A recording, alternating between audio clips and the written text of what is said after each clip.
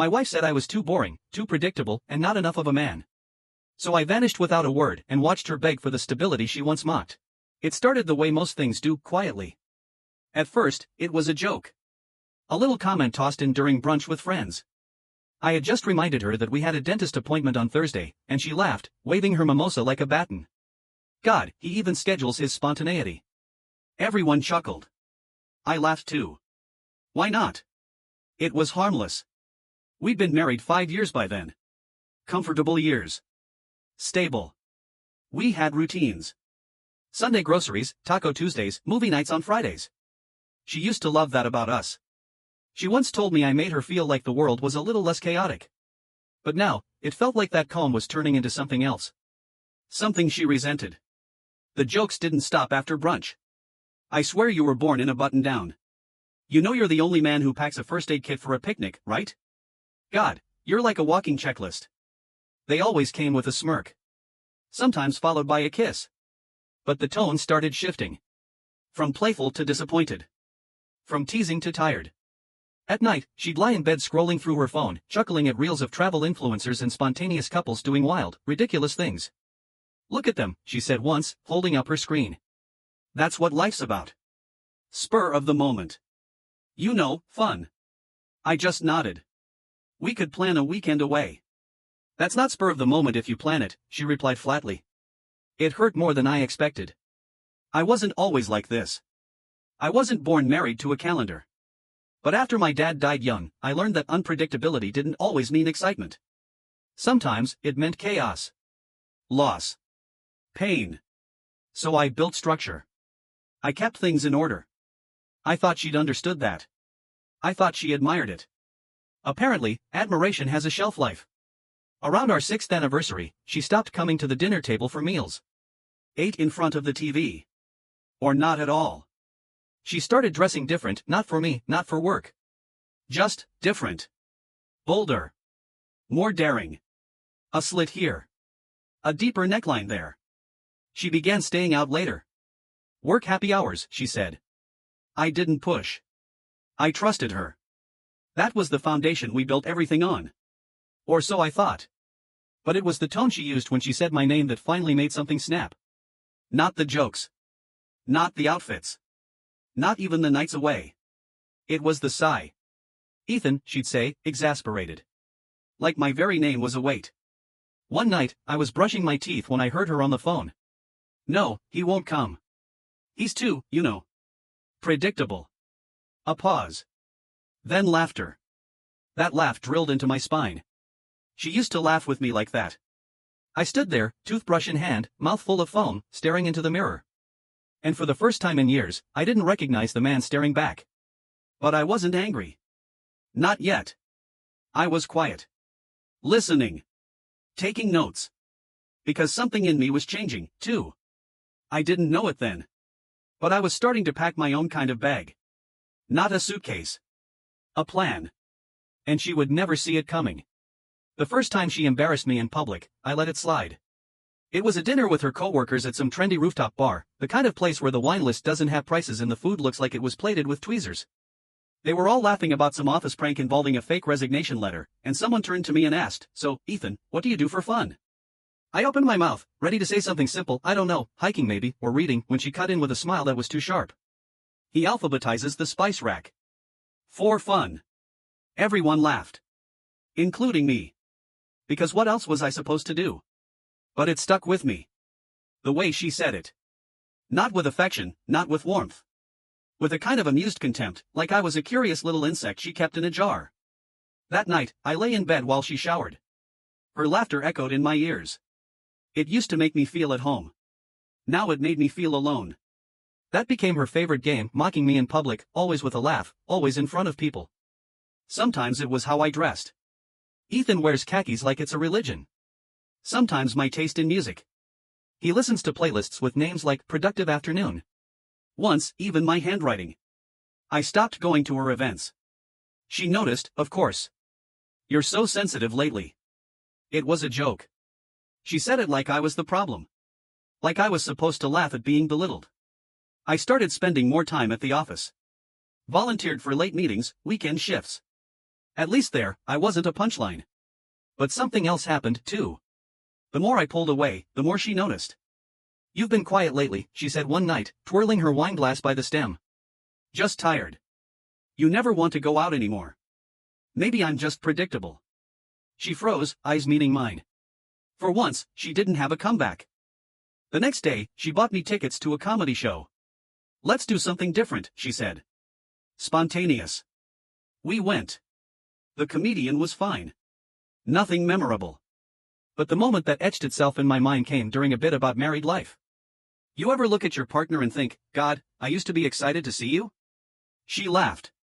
Loudly. Then turned and looked directly at me. It wasn't subtle. And everyone at our table saw it. I didn't flinch. Just smiled, sipped my drink, and leaned back in my seat. That night, she fell asleep fast. I lay awake beside her, staring at the ceiling fan, listening to her breathe. I had spent so long being dependable, I didn't realize I'd stopped being seen. But now I saw everything. And I was done waiting to be noticed. After the comedy show, I didn't bring up what happened. I didn't confront her about the look. I didn't ask why she laughed. That's what she expected, a reaction. A fight. Some form of emotional turbulence she could use as proof that I was the problem. But I stayed calm. Instead, I started something else. A new kind of checklist. I called it Operation Ghost. First step? Digital autonomy. I opened a new email. Secured a new phone number, tied only to that inbox. Ordered a prepaid SIM, activated it, and slipped it into a burner phone I kept in my office drawer at work. Next, financial independence. Over the course of 3 weeks, I moved portions of my savings into a solo account under a new bank. Not big chunks, just small, unnoticed amounts.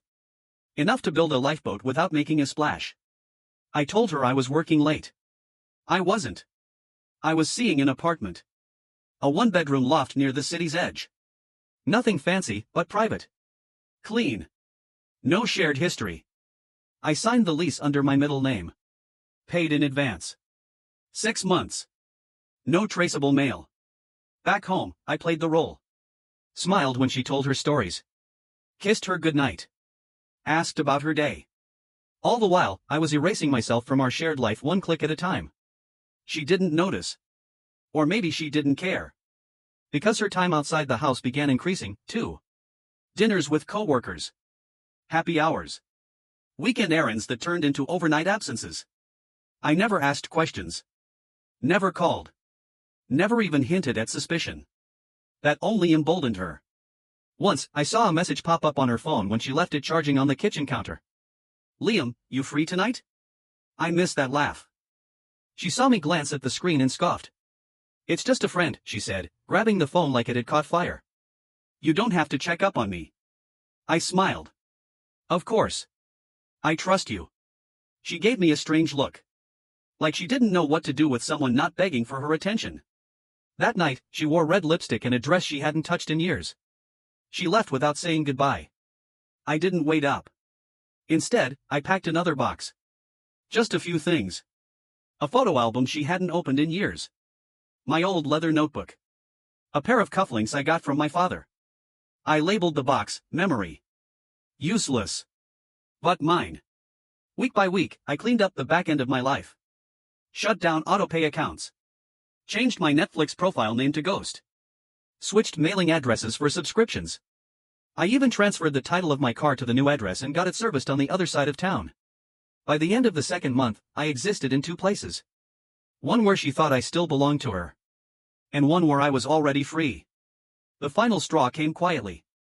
I overheard her on the phone late at night. Our bedroom door was cracked. She was pacing. "He just doesn't excite me anymore. I feel like I'm already widowed. He makes good money, sure. But God, he's so predictable." A pause. I could leave and he probably wouldn't even notice. She was right. I wouldn't notice. Because by the time she tried, I'd already be gone. She thought I was weak. Just a spreadsheet in human form. But she forgot the most dangerous kind of man isn't the one who yells. It's the one who plans. And I had planned everything. It was a Tuesday when I left. Not a dramatic weekend departure. Not under the cover of night. Just a crisp, regular Tuesday morning. Sunlight crawling across the hardwood floors. Her coffee brewing like always, though she never woke early enough to drink it. I packed the last of my things methodically, socks, toiletries, the watch she gave me on our second anniversary. I didn't take everything. That would have made it too obvious. Just what I needed to walk into the next chapter without looking back. I left no note. No forwarding address. No goodbye. She texted me around noon. "Hey, where'd you go? Thought you were working from home today." I didn't respond. By 5 p.m., she called. Then again. And again. 23 missed calls. The voicemail started out light, then slid into confusion, then panic. "Are you okay? Ethan, answer me. Please." "What is this?" Still, I said nothing. Because I didn't owe her an explanation. Not after years of being her emotional wallpaper. Not after she broadcasted my quiet nature like a flaw. Not after she told someone else that she felt widowed while I lay just feet away. Let her feel the silence she used to mock. By midnight, she was banging on my best friend Nick's door. He texted me one word. Done. He didn't tell her anything. He had seen the cracks long before I did. Knew what she really thought of me. When she called him a Boy Scout with a dead bedroom and a planner fetish, he'd almost punched a wall. The next morning, she called my office. My team had been briefed. They said I was on sabbatical. No timeline. No way to reach me. All correspondence would be handled by a third-party consultant. She went to my parents' house next. My mother opened the door, looked her in the eyes, and said, "He told us not to answer." That was when the messages shifted. The guilt bombs. Asterisk, I didn't mean those things. I was just frustrated. You left me with nothing. You were my home. Can we talk? I get it now. Please. Asterisk. I turned off the phone and dropped it in a drawer. In my new place, everything was quiet. The walls didn't echo with sarcasm. No snide comments when I played jazz instead of pop. No subtle sighs when I picked a movie she'd already decided was too slow. Just me, my own space, and a silence that didn't hurt. She called Nick one last time. Does he hate me? Nick just said, he doesn't think about you at all. Cruel? Maybe. But she needed to know what it felt like. To be invisible. To be the one left behind. Because the man she mocked for being predictable had just pulled off the most unpredictable thing she never saw coming. He disappeared. The first thing to collapse was her confidence. She tried to act unbothered for the first week. Posted photos of herself out with friends, captioned with phrases like new energy and sometimes peace looks like losing dead weight. But the glow didn't last. People noticed. The smiles looked forced. The outfits sharper, louder, like she was dressing up grief and calling it freedom.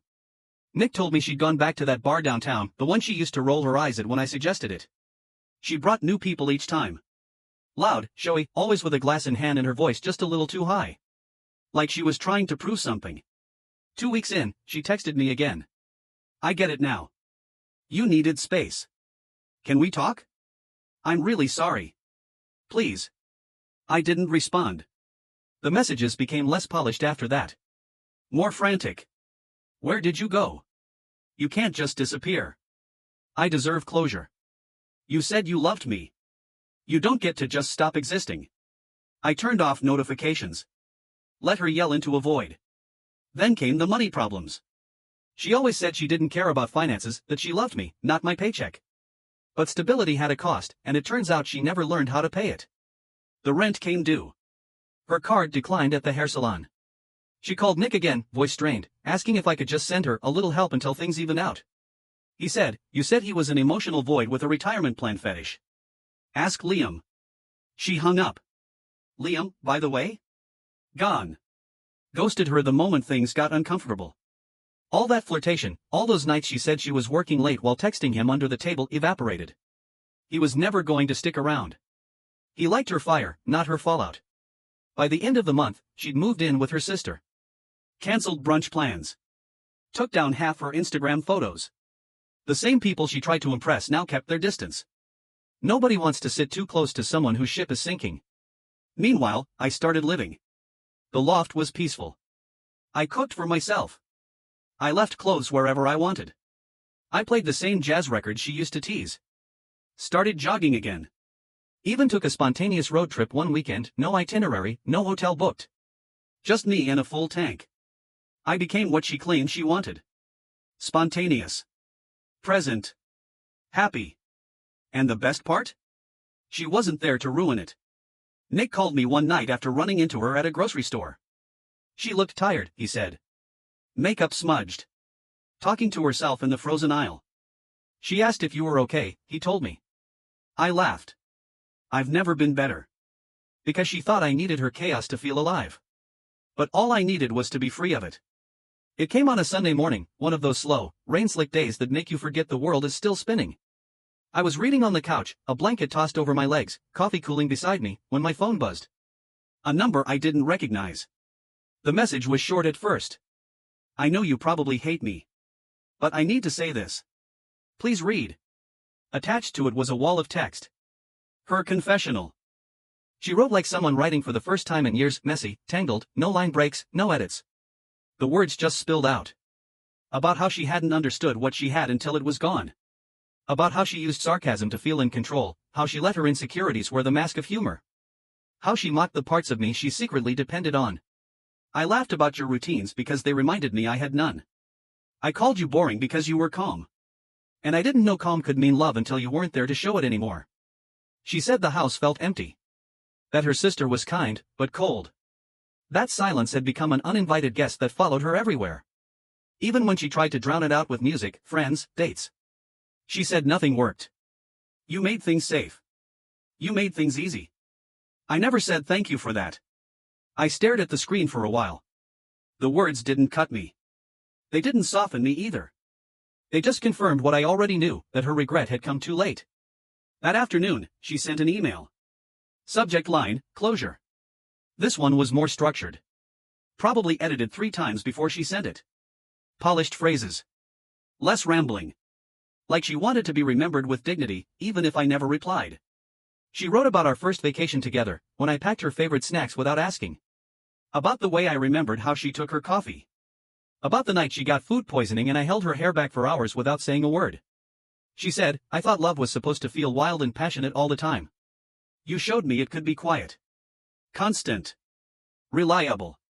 And I didn't realize how rare that was until it was gone. I didn't reply. 3 days later, Nick forwarded me a voicemail. She had called him late at night. Is he okay? Does he hate me? I know I was cruel. I know I broke something. I miss him. Even if I can't have him back, I need to know I mattered. Nick asked if I wanted him to respond. I told him no. Not out of spite. Not even out of pain. But because I had learned the most powerful answer is silence. She thought I was weak because I never yelled. But I was never weak. I was patient. And my silence now? It was an absence. It was a boundary. She once said I was too predictable. But this she never saw coming. It was almost a year to the day. I was standing in line at the grocery store, just grabbing basics. A slow morning, soft music humming overhead, the smell of rotisserie chicken wafting from the deli. That's when I saw her. She was 3 aisles over. Hair pulled back messily, sunglasses hiding half her face. She clutched a basket with maybe 5 items in it, all generic brands. She looked thinner. Not in the glowing, healthy way. In the worn-down, drained kind of way. Clothes baggier, posture smaller. I froze. Not out of fear. Not out of longing. But from a strange stillness. Like spotting a ghost. Something that once felt central, now foreign. She didn't see me. Or maybe she did and looked away. Either way, I didn't move. I let her pass by. Let her feel what it was like to be unnoticed. Outside, I sat in my car for a while, just watching the rain tap against the windshield. There was a time I would have rushed to help her. Would have offered to carry her bags. Would have asked how she was sleeping, if she needed anything. But that man had grown up. He'd learned what it meant to give too much. To bleed for someone who laughed while calling you a paper cut. That night, I got a message from Nick. She asked about you again. Said she saw you. Said you looked different. Happier. I smiled at that. Because I was. Not because of revenge. Not because of pride. But because I had become someone I actually recognized again. Someone I didn't have to apologize for. I filled my days with things that brought me peace: long runs in the morning, late-night jazz, books that made me think instead of numb me. I built new friendships, reconnected with old ones. Even started seeing someone. Slowly, gently. No labels. Just honesty. She knew my story. I told her everything. And she didn't flinch. She just said, predictable doesn't mean boring. It means you know who you are. That's rare. I remembered how badly my ex used to scoff at the idea of being typical. How she thought excitement meant risk, chaos, danger. But the truth is, real excitement is feeling seen, safe, and steady. You only crave chaos when you think it means you're alive. And you only realize peace was the real prize once you've driven it away. One day, I got a letter. Not an email. Not a text. A real, handwritten letter. Her handwriting was the same, slightly leaning left, rounded O's, tight spaces. She wrote that she hoped I was doing well. That she was trying therapy. That she'd moved out from her sister's place. That she wanted to say thank you, even if I never responded. You taught me what real love looked like. I just wasn't ready to receive it. I thought I wanted lightning. But I needed light. I folded the letter and put it in the drawer. Not to reread. Not to treasure. Just to keep. As proof that I wasn't the one who failed. She called me predictable. But what she never understood was, I was consistent. Loyal. Steady. And the man she mocked for being all those things? He became everything she wished she still had. But now, he only watched from a distance. And he never looked back.